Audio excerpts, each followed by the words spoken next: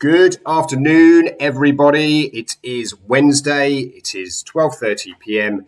It is, of course, Langcat Home Games. A very warm welcome to you all. Hope you are all very well. We returned. We had a break last week due to a clash with the budget. We thought it'd be a bit risky to compete with Rishi. There was only going to be one winner there, wasn't it? People were going to come and watch us instead, and we didn't want to take the spotlight away from him. He needs the attention, apparently. That's what I've heard. Anyway, we are back, and the regulars among you may have noticed we've switched up the hosting this week. Like any good team, at some point you need to give the key players a rest and let the reserves come in and have a run around. And so here I am. I can only apologise for that. My name is Craig. I have the second best beard at the Langcat. I used to have the best, but during lockdown, Chris Bredin has just surged ahead of me, much to my annoyance. So, Chris, I know you're watching. Please shave it off at some point. You're ruining my self-esteem. I expect for the meeting tomorrow morning, I expect to be nice and clean shaven so I can feel better about myself. Anyway, I digress. We're not here to talk about my self-esteem or Chris's beard. What we are here to talk about today is one of the biggest stories within asset management, not just in the past few years, but one of the biggest stories ever. And that is obviously the Neil Woodford saga, a saga that just continues to roll on and on and on. We've wanted to talk about this for some time. We've wanted to get the best person in to talk about it. We've certainly got them. His name is David Ricketts. He is a journalist and he's an author of the book, When the Fund Stops. Say hello to everyone, David. Hello. Thanks for having me on, Craig. Appreciate it. No, it's a real pleasure. Now, this is a bit of a South of England affair today. For those of you who are familiar with the Langcat, you know that we're largely based in Scotland, or most of us are based in Scotland, but there are a few sort of stray cats scattered around. I'm one of those. I'm in Brixton, South London. And David, where are you? You're in Kent. I'm based out in Kent, that's right, yeah. So I'm probably out in the sticks compared to where you are in Brixton. Yeah, a bit of a change. There are some parks nearby, but that's as we get to greenery. But there are some other similarities between us, and I just want to sort of pick up on those. For anyone watching, these are mind-melting similarities. Well, your minds are going to be blown by this. Incredible observation. So another one is, let's address the surnames. Rickman, Ricketts, both starting with Rick. Mm-hmm. I'm just waiting for the comment section just to go crazy with that. We're very well known for our insight, and so that's just as the Langcat, and that's just a perfect example of that. In terms of journalism as well, we actually used to work on the same floor, didn't we? At the same. That's right, we did. So that was at the FT. You're still a journalist. I'm obviously now a failed one. So you were there for 10 years. So what were you doing at the FT?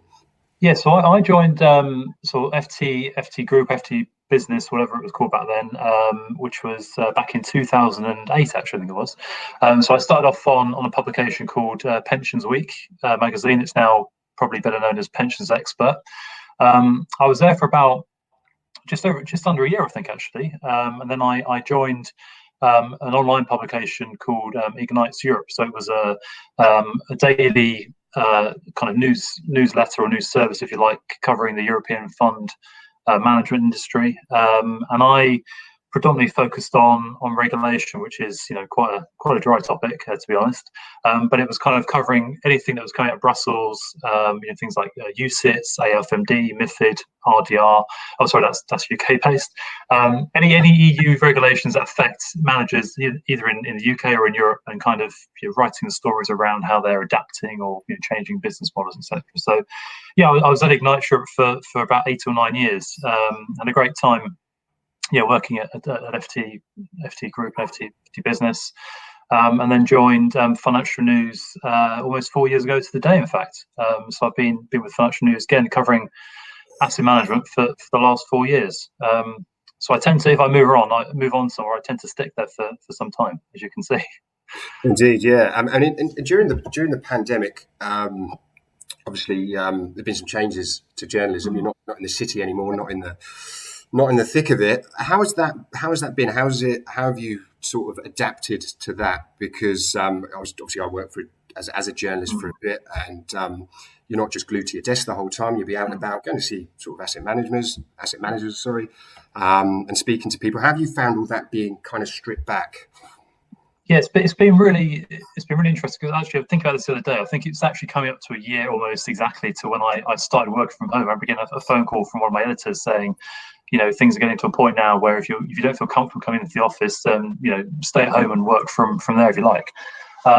So apart from thinking, have I left? Did I leave that Satsuma in my desk drawer last March before I left the office? I have kind of been thinking about how things have changed over the course of the year, and it's really been a mad year. I mean, in terms of how we've adapted as journalists in the publication, I mean, some things have changed, some things haven't. I mean, we've continued to kind of follow the news, and it's been a mad year in terms of news, not just kind of COVID stuff, but markets have been very volatile, and there've been all sorts of crazy stories that have come out of markets over the last year. But I think the big change for me, obviously, is not being able to have that face-to-face interaction with contacts and sources, which as a journalist you rely on.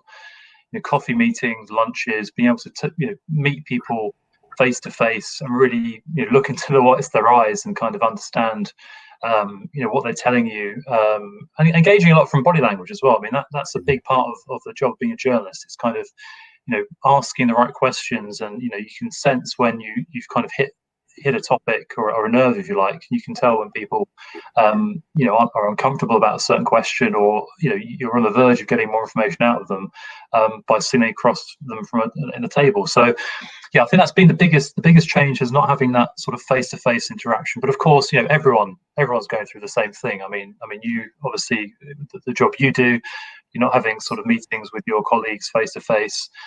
Everyone's had to adapt to kind of this virtual world of meetings online using Zoom and Skype and various other platforms. So yeah, things have had to move on. And I would say actually one of the benefits I found is that it's actually it's been quite easy, I would say, to get access to a lot of top people, because back in the day, if you would say to them, I want to speak to a CEO about something, there was always this excuse, well, they're traveling, or they're in a business meeting, or they're out of the office. But everyone is kind of almost at their desks now, so there's kind of less of an excuse for people to brush off your request to speak to them. So yeah, there've been a few examples where I've had good conversations with very senior people, because I've been persistent at getting them on the phone, and it's been okay. But in terms of how we've kind of adapted as a publication, I mean, again, like other journalists and other magazines and online publications, we've all had to kind of move meetings online. We've kind of, I suppose the key is to over communicate with your colleagues, rather than sort of just sit at your desk and kind of get on with things. But yeah, it has been a real shift over the last year, and I just kind of think, how will things get back to normal from this point? Things have changed for good. And again, some of that is positive. I mean, for me, for example, I've got two young kids, so it's quite nice for me to work from home during this time, and help with the school drop-offs, etc. Saving on commute time and a lot of money on train fares. But I think when it does go back to normal, whatever that might look like, I do wonder how, if I'm in the office for 2 or 3 days a week, whether those days are going to tally up with people that I want to meet, my contacts and sources in the city, who maybe their days in the office might differ to mine. So yeah, we're going to have to kind of grapple with things when we do start to venture back into the office, and how that might affect the way we do things longer term. And has that been, through your conversation with your colleagues, is that the way it seems to be going, where there's going to be some mixture of working from home and working in office, so you kind of get the best of both worlds, if you like? I think so, because I think if you look at how the industry is adapted, I mean, you've obviously seen the likes of Schroders. They've said, I think they're one of the first big financial services firms to announce this flexible working policy, almost like a norm. We don't expect you to come in the office for 5 days a week post pandemic. Work at your desk as and when you're needed, and feel free to work from home. And I noticed I was on the call with Standard Life Aberdeen yesterday, where Stephen Bird was saying they've reconfigured their London office now for this hybrid working model, where they don't expect all their staff in the office for 5 days a week. So I guess it's kind of creating more open plan spaces where you can kind of come into the office on certain days with other members of your team and kind of have meetings face to face, and then maybe go off and do the rest of the work from home. Because I think, one thing that everyone has proved, I think, during this whole year is that we can do work from home and we can be trusted to do work from home. I think employers need to be almost use this as a staff almost retention tool. I think if you're an employer that doesn't offer your staff flexible working after this year, I think you're going to really struggle to keep your staff. To be honest, I think it's something that if people are looking to move on to other positions, they want that flexibility, because it just makes sense. I mean, people have other things going on in their lives apart from work, and it's just kind of nice to have that flexible approach and have the kind of the buy-in, if you like, or the support from your managers. And it sounds quite trivial, but it's just little things like, if you need to get some runs over your boiler, it was kind of a bit of a hurdle to jump over to say, can I have tomorrow afternoon off to work from home because I've got someone come around to look at the boiler or the washing machine. But it's nice to have, you're at home anyway. You can take these calls and take these kind of people in if you've got odd jobs that need doing. It just makes sense, I think, for everyone to kind of follow that approach. Yeah, absolutely. Right, so I'm just looking at the comments section. I see Mark said that I've Vaselined the lens again because the quality of my camera. That's not the reason. The reason is I haven't Vaselined my face, and so that's why it looks. We didn't talk about the beers as another similarity between the two of us. I think I completely again, it's another lockdown phenomenon almost. Like a lot of men have grown beards during this period. But indeed. I mean, we're basically twins then, aren't we? We might as well just do that and just get some glasses then, yeah. Yeah. I mean, I've only got sunglasses. That's the problem. And if I was wearing sunglasses here today, I think some people might be a bit concerned. You're trying to look a bit too cool in Brixton. Anyway, we'll move on to the book in Woodford. I see someone's put a comment saying, "What about the evil Woodford?" But we'll talk about Woodford. For those of you joining in, this is the book. I'll do your marketing for you here, David. So there's the book. If anyone hasn't read it, recommend you do. It's a brilliant book. So let's talk a bit about that. But just initially, one thing I'm interested to hear about is the sort of process from starting a book, because it sometimes will pop into my head and I think, I think about writing a book, and then 30 seconds later I'm making a shepherd's pie and I don't think about it for another 6 months. So how did it start? What was the moment where the ball really started rolling for you to write this book?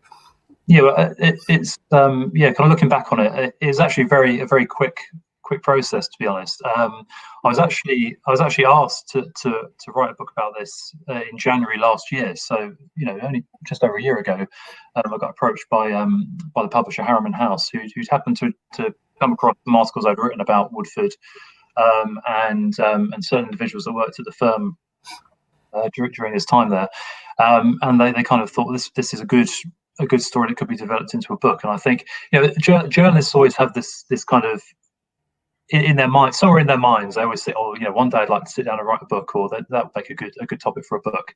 But there's always something else that comes in and kind of, it kind of gets waylaid and kind of put on the back burner, and maybe I'll approach that whenever. But I think, having that kind of initial discussion with the publisher about it, and kind of the urgency to write something on this. Obviously, this was a massive story in the fund management sector.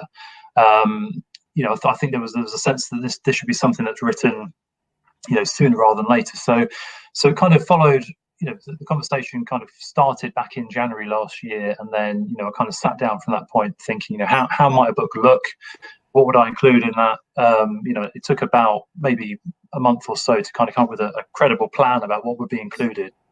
But also, one of my big ambitions for the book was actually to make it as accessible as possible for readers. So, I appreciate a lot of people on this call will have a very sort of in-depth knowledge of the fund management sector and how the kind of industry works and the kind of inner workings. But my aim for this book was really to appeal to somebody who doesn't necessarily know Neil Woodford's background or kind of his reputation as well as we do, people that follow the industry, and can pick up the book and read the story from start to finish, and then get a good sense about who he was, what happened, what went wrong, and what the kind of consequences were for investors. And I think I've had some good feedback from people that picked up the book who didn't know anything about Neil Woodford, when they started reading, and said, yeah, we've got a good sense about who this guy was, why he was considered such a star, and how it went wrong for him. So that's good to hear. But yeah, so I really started in earnest, I suppose, probably around April, May time, doing a bit of kind of initial kind of digging around, just seeing who I could speak to. And one of the benefits when approaching the book was that I kind of knew the right people to speak to. Obviously, this story had been played out for a couple of years before I'd even started writing the book, so I kind of had a good impression of who the good people to speak to. It wasn't all plain sailing. I mean, I came up against various obstacles. I mean, some people told me that it was too early to write a book about Woodford.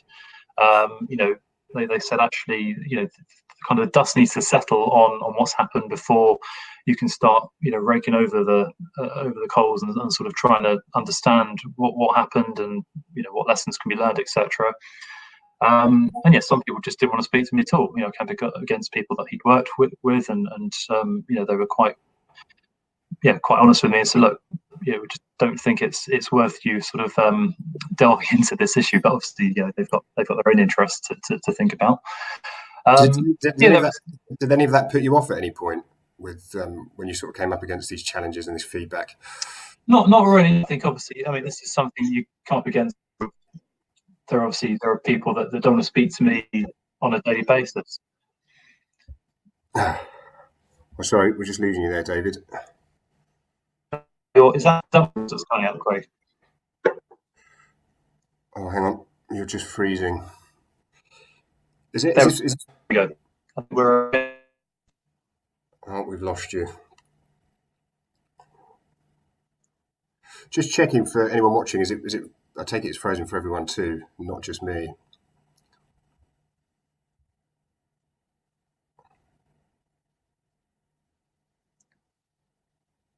I can still see you, Craig. Oh, you're back. Yeah, your video's gone, but I can hear you. Okay. I can still hear you. I don't know whether that was my internet connection or yours, but I think the question was about did it put me off? Essentially, no. I think it's kind of one of those things I come up against on a daily basis. If I'm writing a story about something and somebody doesn't want to speak to me, then obviously I'll get the pushback. But it shouldn't put you off. It kind of comes with the territory of being a journalist. But yeah, I mean, one of the things that I really wanted to detail in the book was the rise of Neil Woodford as much as the downfall as well. And one of the really interesting things about this book and some of the research I did was I was able to go back right to the kind of really early days of his career, but also back to his kind of school days. And I managed to track down people who went to school with him. Got an insight to what he was like as a young lad and what his kind of aspirations were then. I mean, he kind of had dreams to become a pilot and follow in the footsteps of his father. But then I spoke to his first boss and then people who worked with him early on in his career to get a sense of what he was like as a young upstart. And did they ever think he would move on to become this kind of big star and the kind of the comparisons that have been made, to Warren Buffett and all that kind of stuff. So yeah, I mean, it was an interesting kind of experience and kind of going back so far into his life and career. But yeah, I mean, in answer to your question, any obstacles that come up, did it put me off? No, not at all. Good. I'm just checking. Someone said there's no sound. If is anyone else, any other that's attending, are you struggling with the sound, or is everyone okay? For Simon, have you logged in through Chrome or Firefox? Perhaps try that. So looks like most can hear. At least other people can hear us still. That's good. Cool. So yeah, everyone else is fine.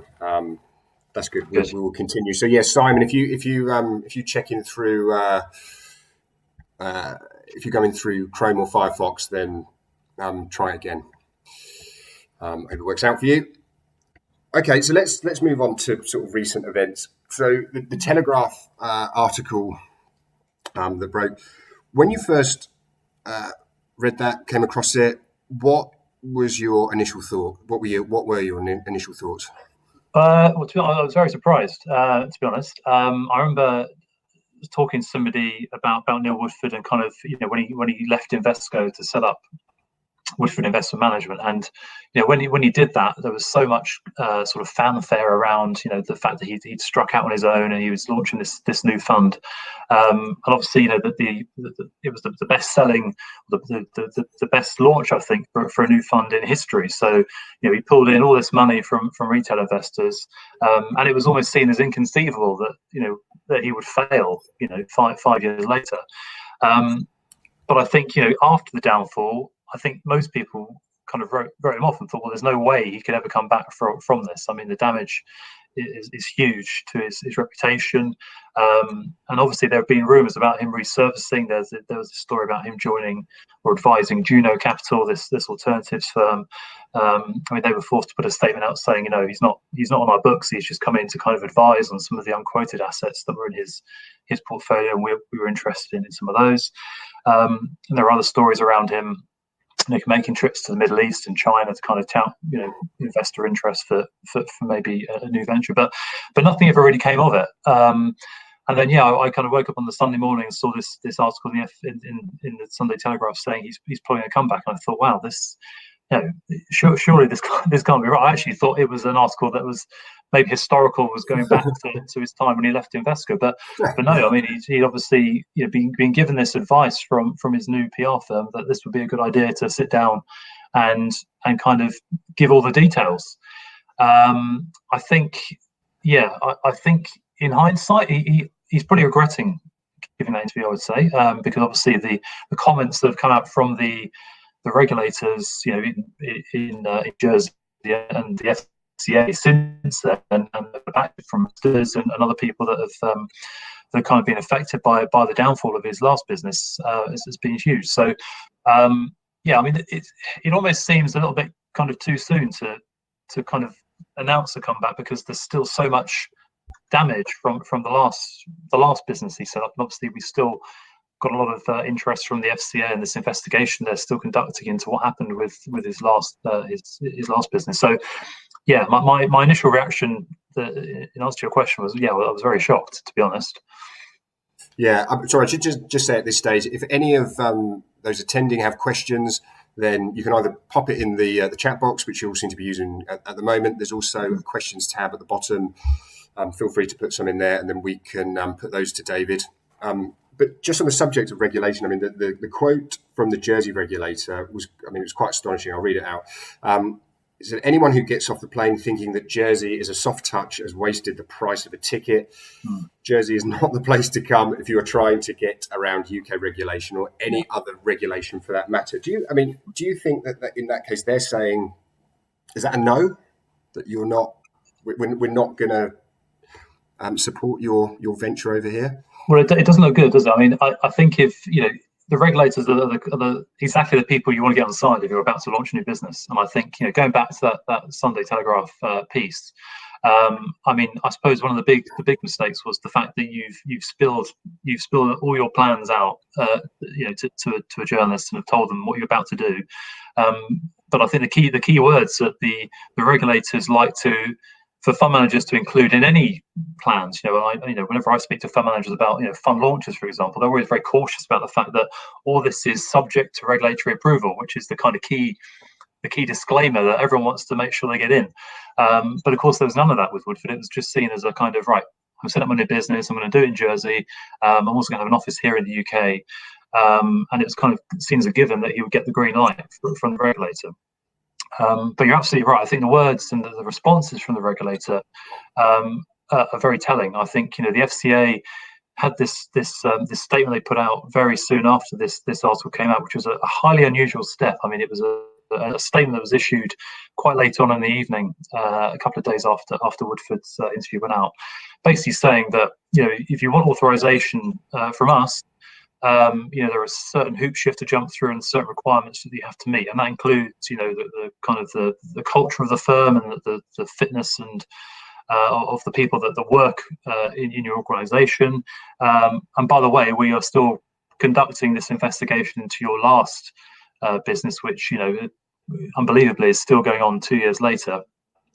But the Jersey regulator, I think, was a bit more hard hitting in its comments, and I noticed that earlier this week, they made comments in the FT about the fact that you've just alluded to. That again, very unusual for someone quite senior in a regulator to come out and speak on the record about something, because a lot of these authorizations they're done behind closed doors, and whenever you ask a regulator for information about an entity or a fund or whatever that's going through a process of authorization, it's kind of a no, it's a no comment. It's we don't comment on these kind of issues. So it's a very unusual thing for regulators to do that.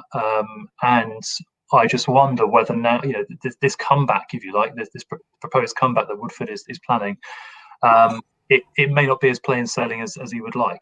I think that's probably the message that the regulator are trying to get across. And I think actually, the FCA is obviously under immense pressure. They need to be seen to be doing or pushing back slightly, because obviously they're under immense pressure from investors and campaign groups. The pressure is on them to really crack on with this investigation, get it out there, and really just provide answers to people who lost money.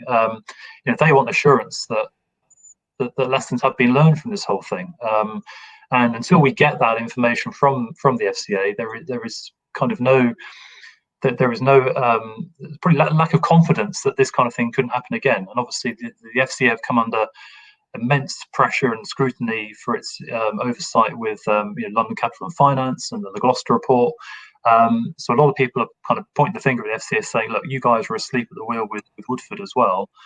So I think it's in their best interest really to kind of be proactive, if you like, rather than reactive to some of this stuff, and just kind of showing that they are, maybe going to give them more of a tough ride than perhaps would have been expected previously. Yeah. I mean, there's been a lot of. Thank you for the questions coming in. We'll move on to those in a second. But there's been a lot of finger pointing, most of it from Woodford.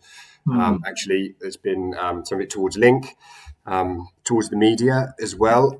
In your view, who do you think was ultimately to blame? I mean, including the regulator as well, because I assume that there are some things that the regulator could have done better. But who do you think was to blame for the whole for the saga?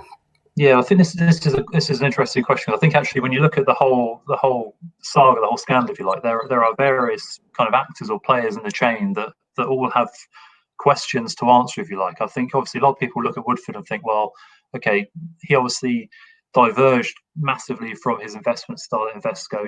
He was somebody who made his name on those big kind of liquid companies, the tobacco stocks that really held him in good stead during the early part of his career and made him a ton of money.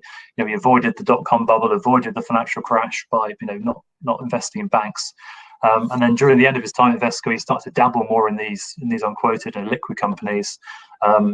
Again, part of the reason why he left Invesco was to kind of have more free reign over that kind of aspect of his investment. But again, a lot of questions around the investment style he approached with equity income, and whether it was right to include some of these liquid companies in a portfolio that essentially was targeting retail investors and under the kind of banner, if you like, of an equity income fund. So actually, when you speak to a lot of large investors, so I think Jupiter, John Chatfield Roberts at Jupiter, when I spoke to him for the book, I mean, he was quite open about the fact that he was quite uncomfortable with the direction that Woodford was taking. Some of these bets that he was making into less liquid companies. Woodford changing almost the narrative in meetings or the description or discussion around his portfolio and bringing up company names that John and his team had never heard of. For a seasoned investor like John Chatfield Roberts to have concerns and about an investment, alarm bells should start ringing at that point. So the first person to kind of look at it is Woodford himself. Whether he was, how much responsibility is on him. But I think the next probably logical group or entity to look at is Link, and I think that is the group that is kind of being targeted now by investors, and a lot of these legal claims are kind of looking at the role of Link and whether they should have really given Woodford more of a tough time. I mean, it was their job. They were the ones who were accountable to the FCA. I mean, I think a lot of people forget that fact. Woodford was the fund manager, but it was Link as the kind of authorized corporate director, and although that sounds like a very sort of unglamorous and unsexy role, that's a vital role that they play, making sure that the manager sticks to the rules, and investor interests are upheld, etc. I mean, there's a lot of questions around the role they played in liquidating the fund, winding up the fund in October 2019. The suspension was put in place in June of that year. Woodford was given time, initially 28 days, to reposition the portfolio to more liquid companies. And having spoken to people who were Woodford at the time, he was under the impression that he was on track. He was given 28 days initially, but that obviously extended through to July, August, September. But he had this meeting with Link in October where he prepared a presentation for them to show the progress he'd made in shifting that portfolio to more liquid companies. And it was his belief that if the fund were to reopen, everything would be probably okay. The fund had been repositioned as such, but Link took the decision ultimately that it wasn't in investors' interest to reopen that fund, and that it was better off to give the money back and wind up the fund and give it back. And I think that is one element of the story that is it's quite clear from his comments in the Telegraph article that he said he's sorry for the things that he did. He's sorry for his investment performance, but what he couldn't apologise for was the fact that the fund was wound up. It was kind of taken out of his hands, if you like. And again, when I speak to people, who kind of closely follow Woodford and were involved with him during the suspension period, not everyone in that fund wanted their money out. I mean, a lot of people wanted to stick with Woodford, and there was someone I spoke to who said, had that fund reopened in October, I think Woodford had roadshows lined up, and for October, November time, there would have been some interest in that fund. I don't think everyone would have headed for the exit in one go. So I think Link is also an entity that has a lot of questions to answer. And I think obviously, with the kind of the legal action that's been taken now by some firms, and we've seen a lot of coverage around that. Obviously, the legal the lawyers are drawing up interest in cases, etc. But that does seem to be progressing quite a bit. I was on a call last night with ShareSoc, the sort of investor association. They're really putting their efforts behind one particular claim that's been led by a law firm that's going after Link and all this. So I think there's a lot of fingers pointing at Link. And then of course there's obviously the role of Hargreaves Lansdown. I've seen a few questions are coming about Hargreaves, and people are asking questions around why was this fund allowed to be on the Wealth 50, Wealth 150, Wealth 50 list, even when performance was tanking for Woodford. And I think it's incredible when you go back to June 2014 when Woodford launched his new fund. I mean, the amount of promotion that Hargreaves gave that fund was incredible, and it was having spoken to people that worked there at the time, I think there was an expectation that when they backed Woodford back in 2014, the expectation was he would just carry on as he did for Invesco. He was such a star fund manager. Just shifting from Invesco to his own venture would have been a sort of business as usual, carry on where you left off. But I think ultimately maybe they should have reset the clock then and asked questions, more probing questions about his investment approach, and some of these investments in less liquid companies, and maybe kind of rattle the cage a bit more than they did. I think a lot of that is now coming out, obviously, in hindsight. But I think there's a question mark over Hargreaves. But what I would say, in Hargreaves' defence, is I think when I look at kind of lessons that have been learned, I mean, Hargreaves have actually changed a lot of the procedures and processes around their investment, the research that goes into recommending funds for that buy list. So I know now they consider, for example, the media profile of fund managers when it comes to some of those funds. So if you've got a staff fund manager that suddenly is experiencing a period of poor performance, back in 2015, 2016, maybe that wasn't considered an important element. But I think in hindsight, when you've seen what happened to Woodford and the fact that he was heavily scrutinised by the media, and maybe the role that played in some of the outflows that kind of hit his fund, maybe that's a wise wise metric maybe to include in some of your research. So I think they have adapted some of their procedures and policies as a result of that.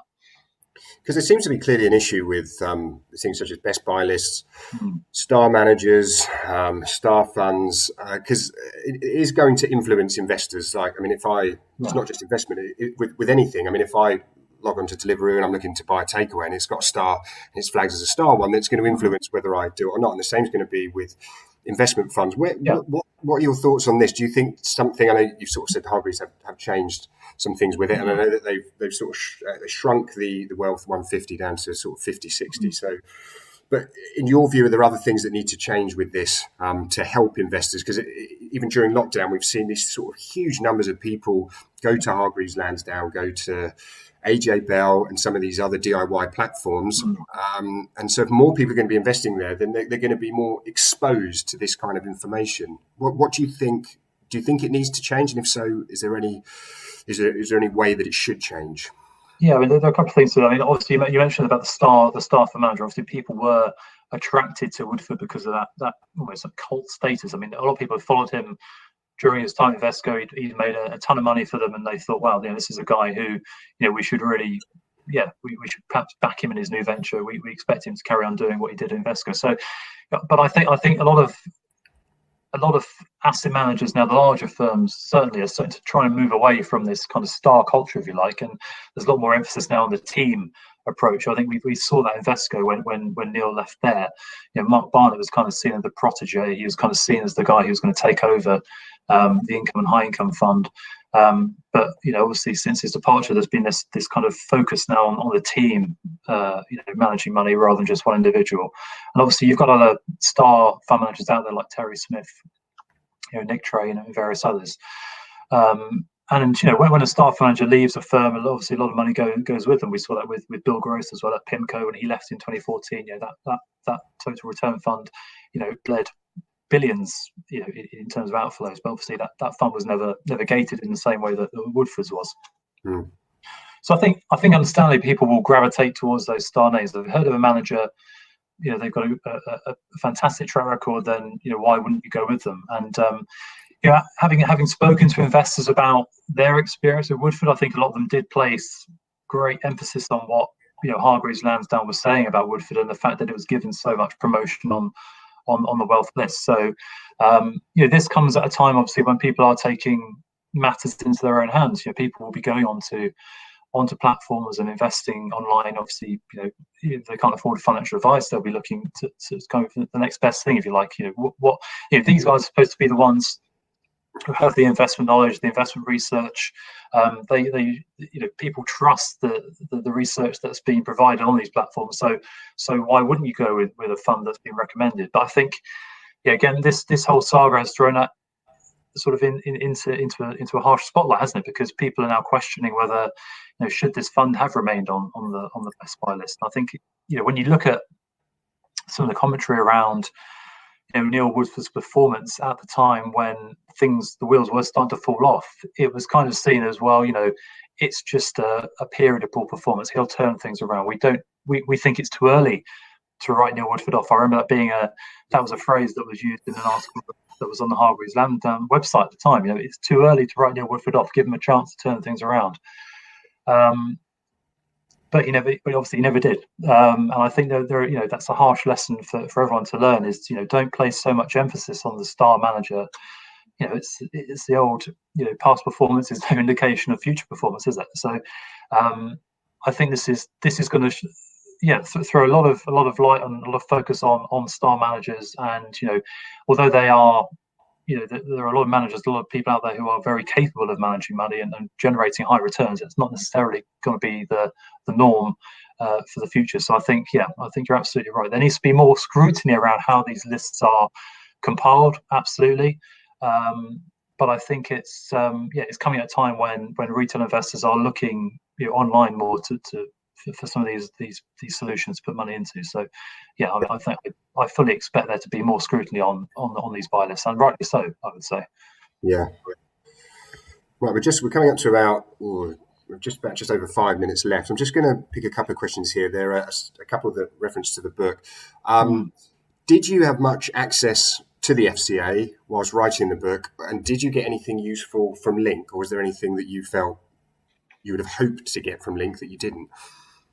In terms of FCA, no, I didn't have any access to anyone at the FCA, and to be honest, it wasn't. I mean, a lot of the stuff around kind of the FCA's approach is already kind of in the public domain, if that makes sense. There wasn't really much for them to kind of tell. And I think actually, with the FCA, I mean, my experience of talking to the FCA is, I get stonewalled quite a lot, to be honest. I mean, going back to your earlier question about, did anything put you off? I mean, yeah, there are obviously going to be obstacles and pushbacks from certain areas, and I think the regulator is certainly one of those areas I would have expected a bit of pushback from. In terms of Link, I spoke to a couple of people that worked at Link, during the time at Woodford. They oversaw Woodford's fund, and I kind of got a good insight into what was going on from kind of insiders there.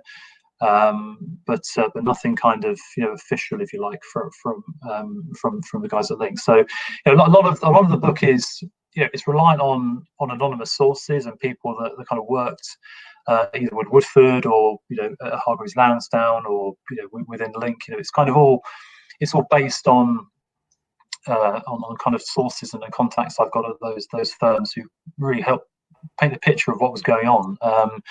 And again, that's I was very fortunate that the people were willing to speak to me for and provide a good insight. And yeah, I mean, I owe a lot to them really, because otherwise I wouldn't have been able to tell this story in as much detail without their input. So yeah, I mean, I think it's and they're obviously, this is a very sensitive topic as well for a lot of key players and key entities. So a lot of people have to tread very carefully around this topic, because obviously there are a lot of, as I say to you, a lot of legal kind of implications, and people are looking to kind of take legal action against certain individuals and players in this. So they have to tread very carefully, and so I'm very grateful that they spoke to me in the way they did. But yeah, that's kind of, I don't know if that's answered your question or not, but yeah, it does, and that sort of leads us quite nicely onto one from Sam. Was there anything within the book that you weren't able to include because you didn't have access to? I mean, there's one reference you make in there is Woodford himself. We can maybe come onto that in a second. But was there anything else in there that you wanted to include? I think yeah, but it would have been great to have had the insight from Woodford. Understandably, it wasn't wasn't the right time, or probably this probably wasn't a book that he wanted me to write anyway. But that's certainly something I would love to sit down with him at some point and sort of ask him, where it went wrong for him, and what is kind of not. I mean, I think he kind of said this in the Telegraph piece. He kind of talked about maybe the one regret he has is maybe not including some of these unlisted companies in a fund that is targeting retail investors. I think he realises that was a mistake. But I would love to sit down and sort of talk him through some of the other regrets he has about the whole thing, and how he'd do things differently. If he had his time over again, what would he change? Would he have left Invesco when he did? Would he have set the firm up in a different way? I mean, obviously there was a lot of coverage around the compliance team at Woodford Investment Management, the kind of turnover there of compliance people. I would love to kind of get his take on that, rather than speaking to people that worked within the firm at that time. They've got their own kind of impression about what happened. But yeah, kind of the insight from the man himself. That's probably the biggest thing that I would have loved to include. And maybe it's kind of for him and for other players in this whole saga. Maybe it's too early for them to talk. Maybe they'd like the dust to settle, and maybe in a couple of years I can update the book or have a second edition or a few more chapters. Having spoken to them. So yeah, I mean that is kind of the one. That's probably the one area I'd love to delve into a bit more if I could revisit the book again, maybe in a couple of years. Yeah, sure. We'll just do one more question. I think it's quite a good one. Do you think there are sections of the media that could have called him out sooner? I mean, this could be quite sort of personal to you, but do you think that you and your colleagues, whether at your publication or others, could have sort of cottoned onto this a bit quicker and and it sort of exposed it a bit sooner on.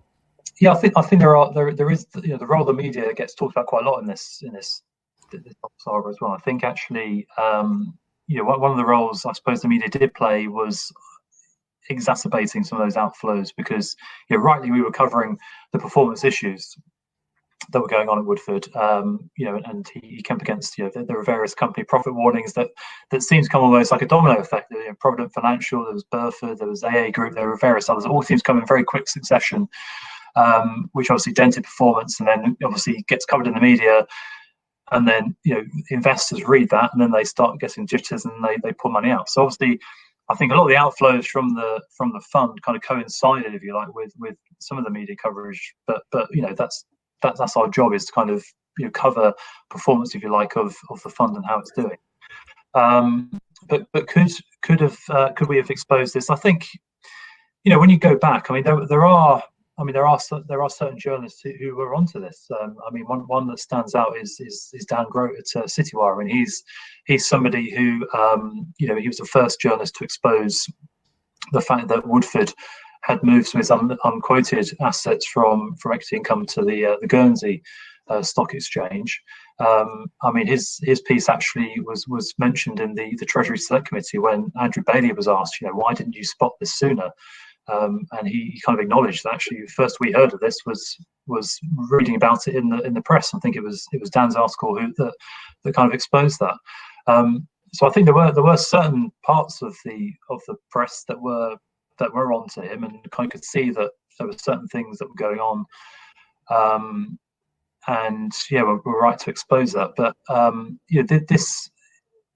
the kind of when you write stories about performance or fund managers, you kind of put these concerns to other people in the industry, commentators or people that kind of follow funds. And I think for a lot of that period, a lot of the commentary we're getting back from these experts who follow investment funds, whether it's kind of other IFAs or wealth managers, was that this is probably just a sort of run of poor luck, if you like, for Neil Woodford. This is something that he'll get over and he'll bounce back from. But I think actually having when you do write articles, several articles that kind of show that the fund is still suffering severe outflows. Those outflows are picking up the pace to the extent where there's kind of 100 million or 200 million coming out of that fund every month.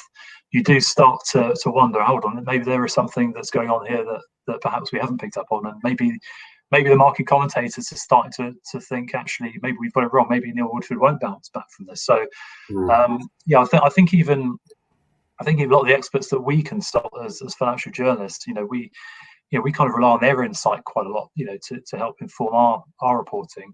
I think probably maybe they were taken, they were caught off guard as well by all this. So I think, hindsight is a great thing, isn't it? I think we could obviously go back and sort of look at some of those investments that were being made, and maybe delving into the portfolio a bit more and seeing whether those investments were generating stellar performance or whether they were actually right for his investment fund at all. But no, I think there were a handful of journalists who were doing that, and as I mentioned, I think Dan Grote at Citywire was one of the standouts, one of the standout journalists to cover that topic. And I think the whole Woodford scandal, this is a topic that's been covered by a lot of other journalists as well. And I think it's something that I relied on their reporting and coverage of the whole story as well when I was writing the book, because a lot of the stories around Neil Woodford's rise were prior to me even becoming a journalist. So there's a lot of stuff in the book that I relied on from other journalists, and I'm grateful that they devoted so much time and attention and scrutiny over some of his investment picks as well. So that really helped me out. Yeah. So you thinking about another book in the pipeline? I think this is a story that keeps on giving, isn't it? Who would have thought? Who would have thought back in? I submitted the manuscript, to the publisher back in, I think, October, November last year, thinking to myself, I really, really hope that nothing major happens between now and when it's published in January, because that's kind of it now. I've kind of written it and it's been sent to the publishers for printing.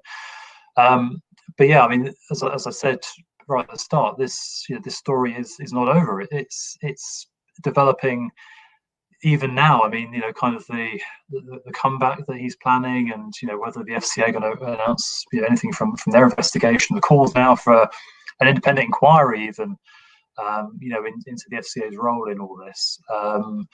And will Woodford's comeback be scuppered by what the regulators have been saying in these comments from from the FCA?